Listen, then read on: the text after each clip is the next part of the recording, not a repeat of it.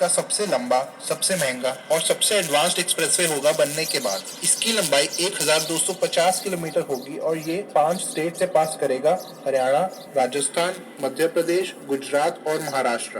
पूरी तरह से कंट्रोल्ड एक्सेस होगा, सिर्फ रैंप से एंट्री एग्जिट होगी। 8 लेन्स का एक्सप्रेसवे होगा, 4 लेन्स एक डायरेक्शन में। देश के 2 सबसे बड़े शहरों के बीच सिर्फ 12 घंटे का समय लगेगा इसके बनने के बाद। अभी इसकी कंस्ट्रक्शन तेजी से चल रही है और 2023 तक पूरा होने की उम्मीद है।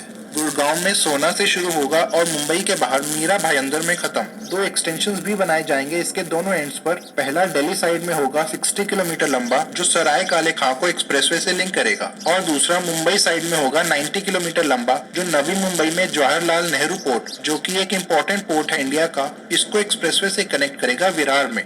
इसकी जरूरत क्यों पड़ रही है? दिल्ली मुंबई के बीच जो एग्जिस्टिंग हाईवे है NH48, ये गोल्डन क्वाड्रिलेटरल का पार्ट है और इंडिया का बिजिएस्ट हाईवे भी। ये देश के सबसे इम्पोर्टेंट रूट्स में से एक है। हर रोज लगभग 80,000 व्हीकल्स इसका इस्तेमाल करते हैं और ये संख्या बढ़कर 1 लाख से ऊपर चली जाएगी अगले 2-3 सालों में। अपनी कैपेसिटी से ये काफी ऊपर ऑपरेट कर रहा है और कुछ पार्ट्स में ट्रैफिक कंजेशन होना आम बात है। इसमें 6 लेन्स हैं जिसको NHAI ने काफी हद तक लिमिटेड एक्सेस बनाया था national highway development project NHDP phase 1 के अंडर अर्ली 2000s में। हर बड़े टाउन के अराउंड बाईपास और इंटरसेक्शंस पर फ्लाईओवर्स बनाए गए थे जिससे काफी इंप्रूवमेंट हुई थी। मगर ग्रोथ के साथ हाईवे में कुछ बॉटलनेक्स उभर के आए जिससे इसकी एफिशिएंसी में गिरावट हुई। इसीलिए कैपेसिटी को बढ़ाने के लिए एक्सप्रेसवे प्रपोज किया गया। पहले तो प्लान था पुराने हाईवे को चौड़ा करके बीच में एक्सप्रेसवे बनाने का, लेकिन हाईवे के साथ कंटिन्यूअस रिबन डेवलपमेंट की वजह से उसको वाइड करना काफी मुश्किल साबित हुआ। इसके लिए पहले हजारों लोगों को डिस्प्लेस करना पड़ता और वो लैंड एक्विजिशन भी काफी महंगा होता।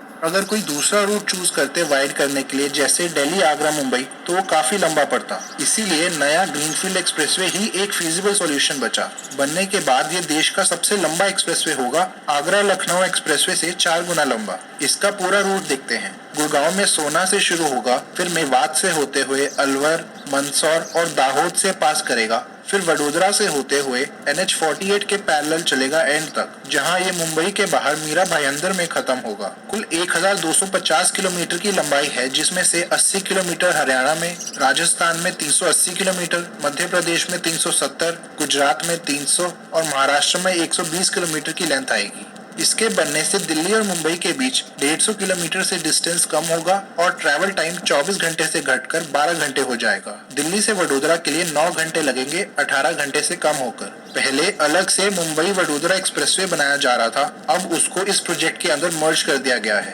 पूरा प्रोजेक्ट भारतमाला परियोजना का पार्ट है, जो कि इंडिया का biggest road infrastructure development program है। ये expressway Delhi Mumbai industrial corridor में भी आएगा, वेस्टर्न डेडिकेटेड फ्रेट कॉरिडोर के साथ। दिल्ली मुंबई देश का बिजिएस्ट फ्रेट कॉरिडोर है, जो कि फ्यूचर में और ग्रो करेगा। एक्सप्रेसवे 8 लेन्स का होगा, जिसमें 120 किलोमीटर पर आवर की स्पीड लिमिट रखी जाएगी। कुछ एरिया रिजर्व रखा जाएगा इसके दोनों तरफ, जिससे फ्यूचर में इसको चौड़ा किया जा सके 12 लेन्स तक ट्रैफिक ग्रोथ के हिसाब से। एक्सप्रेसवे की कॉस्ट लगभग 1 लाख करोड़ रुपए होगी, जिसमें से लगभग 60,000 करोड़ रुपए कंस्ट्रक्शन में लगेंगे और बाकी लैंड एक्विजिशन में। कंस्ट्रक्शन को 2 भागों में किया जा रहा है, पहला मुंबई वडोदरा सेक्शन और दूसरा दिल्ली वडोदरा सेक्शन। इसमें कंक्रीट पेवमेंट इस्तेमाल होगी और इसमें एस्फाल्ट पेवमेंट। इसको बनाने में हाइब्रिड एन्युटी मॉडल HAM का इस्तेमाल होगा, जिसका मतलब प्रोजेक्ट की 40% फंडिंग गवर्नमेंट करेगी और बाकी 60% कॉन्ट्रैक्टर्स खुद लगाएंगे। फिर प्रोजेक्ट पूरा होने के बाद कॉन्ट्रैक्टर्स को सालाना कॉम्पनसेशन मिलेगा कुछ टाइम के लिए। इसका अमाउंट और टाइम पीरियड पहले से ही डिसाइड किया जाएगा। इसको engineering, procurement and construction EPC mode से बनाया जाएगा, जिसका मतलब कॉन्ट्रैक्टर्स के पास सारी रिस्पॉन्सिबिलिटी होगी, डिजाइनिंग से लेके कंस्ट्रक्शन तक, प्री डिटर्मिन्ड अमाउंट पर। फिर पूरा होने के बाद प्रोजेक्ट को गवर्नमेंट को सौंप दिया जाएगा। इन दोनों ही मॉडल्स में टोल गवर्नमेंट कलेक्ट करेगी, कॉन्ट्रैक्टर्स नहीं। पूरे रूट में 1000 किलोमीटर से ज्यादा के कॉन्ट्रैक्ट अवार्ड हो चुके हैं और 680 किलोमीटर से ज्यादा अभी अंडर कंस्ट्रक्शन है। 2019 में कंस्ट्रक्शन शुरू हुई थी और 2023 का टारगेट रखा गया है कंप्लीशन का। एक्सप्रेसवे के कुछ फायदे। सबसे पहला, ट्रैवल टाइम में काफी इंप्रूवमेंट होगी। दिल्ली से जयपुर के लिए 1.5 घंटे का समय बचेगा, अहमदाबाद के लिए 5 घंटे, भोपाल के लिए 6, वडोदरा के लिए 9 और मुंबई के लिए 12 घंटे का समय बचेगा। कुल 12 घंटे में दिल्ली से मुंबई की यात्रा पूरी की जा सकेगी, जिसमें आज 24 घंटे से ज्यादा समय लगता है।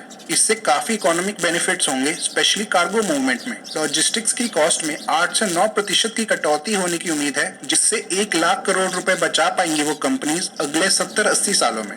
टोटल 15,000 हेक्टेयर का लैंड एक्वायर किया गया है पूरे रूट के लिए। NHAI के अकॉर्डिंग अनयूज्ड और अंडर डेवलप्ड लैंड को भी इस्तेमाल किया जाएगा, जिससे यहाँ इकोनॉमिक एक्टिविटी और इंडस्ट्रियलाइजेशन बढ़ेगी, साथ में कई लोगों को एम्प्लॉयमेंट भी मिलेगी। इन एरियाज का काफी लैंड एक्वायर किया जा रहा है राजस्थान और मध्य प्रदेश में। उनके हिसाब से वो लगभग 16,000 करोड़ रुपए बचा पाए हैं लैंड एक्विजिशन में, क्योंकि इन एरियाज का लैंड सस्ता होता है। एक्सप्रेसवे को बनाने में मॉडर्न टेक्निक्स जैसे एडवांस परपेचुअल पेवमेंट इस्तेमाल होगी, जिससे पेवमेंट की लाइफ बढ़ेगी और 50 साल तक कम मेंटेनेंस करनी पड़ेगी उस पर। कंस्ट्रक्शन में 5 लाख टन का स्टील इस्तेमाल होगा और 35 लाख टन का सीमेंट। पूरे रूट में क्लोज टोलिंग प्रणाली इस्तेमाल होगी, जिसमें टोल सिर्फ डिस्टेंस ट्रेवल के हिसाब से लिया जाएगा। टोल बूथ्स एंट्री एग्जिट्स पर मौजूद होंगे। NHAI के अकॉर्डिंग 73 वेसाइड अमेनिटीज बनाई जाएंगी हर 40 से 50 किलोमीटर की दूरी में। इनमें restaurants, hotels, convenience stores, petrol pumps, toilets और कई जगहों पर हेलीपैड्स भी होंगे इमरजेंसी सर्विसेज के साथ।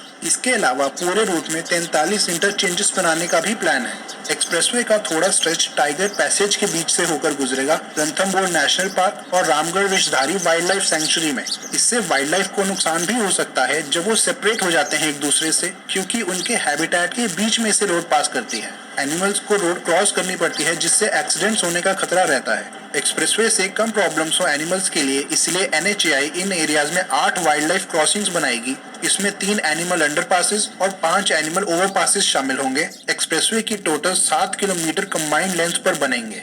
इनकी मदद से एनिमल्स एक्सप्रेसवे को आसानी से क्रॉस कर पाएंगे। हजारों पेड़ भी काटे जाएंगे, जो कि नेशनल पार्क्स के लिए बुरी खबर है। NHAI के अनुसार 15 लाख पेड़ लगाने का भी प्लान है इसके आसपास। एक्सप्रेसवे बनने से ईंधन की खपत कम होगी। NHAI ने एस्टिमेट किया है कि इससे 32 करोड़ लीटर का फ्यूल बचेगा हर साल, जिससे लगभग 85 करोड़ किलोग्राम की कार्बन डाइऑक्साइड एमिशन कम होगी। इतना एमिशन लगभग 2 करोड़ पेड़ कम कर पाते हैं। इसके अलावा रेन वाटर हार्वेस्टिंग भी इस्तेमाल होगी हर 500 मीटर की दूरी पर, और सोलर पावर्ड लाइट्स लगेंगी मेजर इंटरचेंजेस और टोल प्लाजास पर। एक्सप्रेसवे के अतिरिक्त 2 लिंक्स भी बनाए जाएंगे दोनों एंड्स पर। ये दोनों भी कंट्रोल्ड एक्सेस एक्सप्रेसवेज ही होंगे हाई स्पीड लिमिट्स के साथ। पहला लिंक दिल्ली साइड पर, ये दिल्ली मुंबई एक्सप्रेसवे से शुरू होगा सोहना में और दिल्ली के सराय काले खां में खत्म। 59 किलोमीटर लंबा होगा 6 लेन्स के साथ। ये सोहना में वेस्टर्न पेरिफेरल एक्सप्रेसवे से भी कनेक्ट किया जाएगा। कालिंदी बाईपास और फरीदाबाद बल्लभगढ़ बाईपास से होता हुआ जाएगा और दिल्ली में एंटर करके रिंग रोड और DND इंटरचेंज पर खत्म होगा। इसको DND के साथ इसलिए लिंक किया जाएगा ताकि ईस्ट दिल्ली और यूपी का ट्रैफिक बाईपास करे सेंट्रल दिल्ली को। 3 लेन्स की सर्विस रोड्स होंगी दोनों साइड्स पर 29 किलोमीटर के लिए फरीदाबाद तक। इसमें 18 अंडरपासेस, 9 इंटरचेंजेस और एक 7.25 किलोमीटर लंबा एलिवेटेड सेक्शन भी बनाया जाएगा। इसकी कॉस्ट होगी लगभग 3,600 करोड़ रुपए। दूसरा लिंक मुंबई साइड पर बनेगा। ये होगा 91 किलोमीटर लंबा कंट्रोल्ड एक्सेस एक्सप्रेसवे विरार से जवाहरलाल नेहरू पोर्ट तक। अभी इसकी सिर्फ DPR ही तैयार हुई है, लैंड एक्विजिशन और कंस्ट्रक्शन होनी बाकी है। इसके बनने से कमर्शियल व्हीकल्स को डायरेक्ट लिंक मिल जाएगा सीधा पोर्ट तक, जो कि इंडिया का सबसे बड़ा पोर्ट है। इसके अलावा थाने और नवी मुंबई के यात्रियों को भी बाईपास मिल जाएगा मुंबई के अराउंड, जिनको दिल्ली मुंबई एक्सप्रेसवे पर जाना हो। ऐसी और वीडियोस को देखने